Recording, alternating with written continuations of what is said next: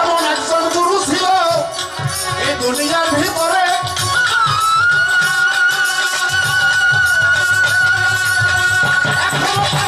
আছে ভারত দিল্লির শহরে।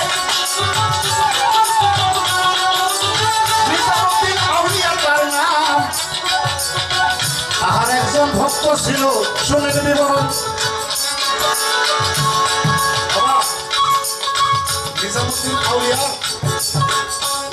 একজন ভক্ত ছিল আমির খসরু।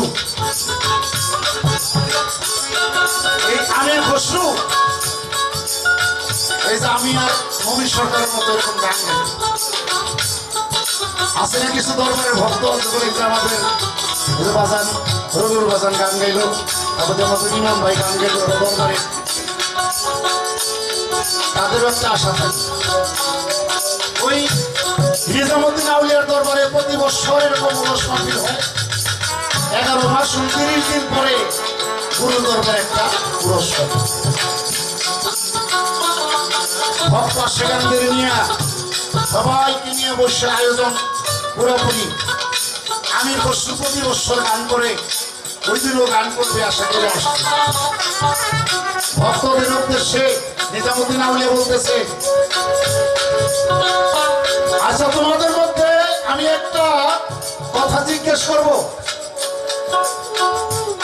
ভক্তরা সবাই চুপ। বলতেছে তোমাদের মধ্যে একটা কথা জিজ্ঞেস করব, কি গুরুর হুকুম কি বলো তো?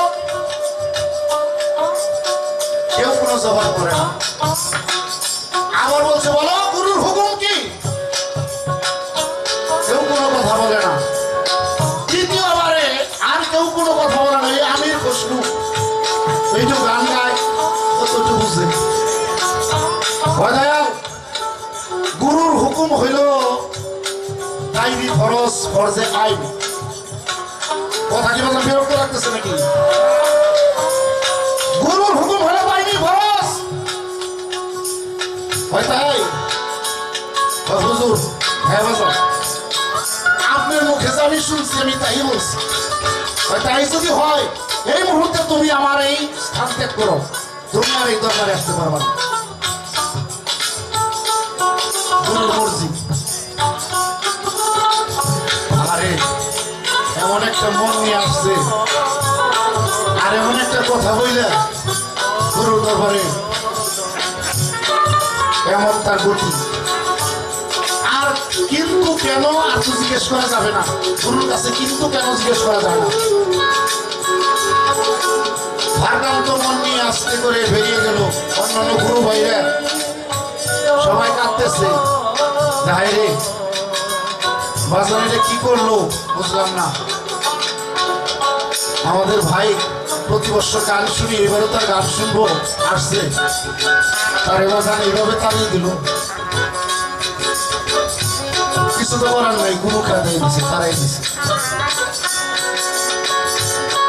আরেকটা কাওয়াল দল আসছে, ওই কাওয়াল দলরা গান গাইতেছে। গান গায় আর নিজামুদ্দিন আউলিয়া টাকা দেয়।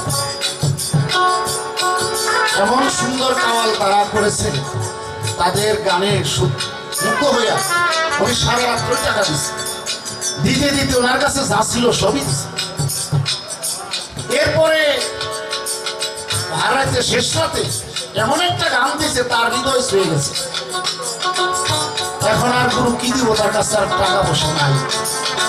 নিজামুদ্দিন আউলিয়ার যে খরম জোড়া ছিল, এই খরম জোড়া নিয়ে কাওয়াল দলকে দিল, বাবা আমার কাছে আর কোনো কিছু নাই, এই খরম জোড়া তোমাকে দিলাম। গান শেষ হয়ে গেল, কাওয়াল দলরা বিদায় আদায় হয়ে চলে গেল। নিজামুদ্দিন আউলিয়ার দরবারে সমস্ত ভক্তরাই রয়ে গেল, কাওয়াল দলরা যাইতেছে। আর সারা রাত কাওয়ালেরা গান গাইছে। আমি খসরু বাড়ির পাশে বসে বসে শুনছি আর জোর জোর করে কাঁদছে যে না জানি কি অপরাধ আমি করেছি গুরু দরবারে, তাই দয়াল আজকে আমাকে এভাবে শাস্তি দিল।